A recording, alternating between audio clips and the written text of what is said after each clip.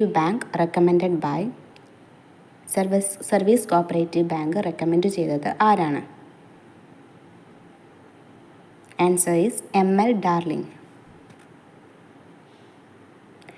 രണ്ടാമത്തെ ചോദ്യം, NDC established in the year.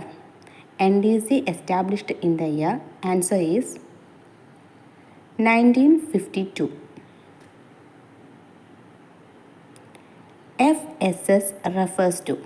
FSS എന്നതുകൊണ്ട് എന്താണ് ഉദ്ദേശിക്കുന്നത്? Answer is farmers service society.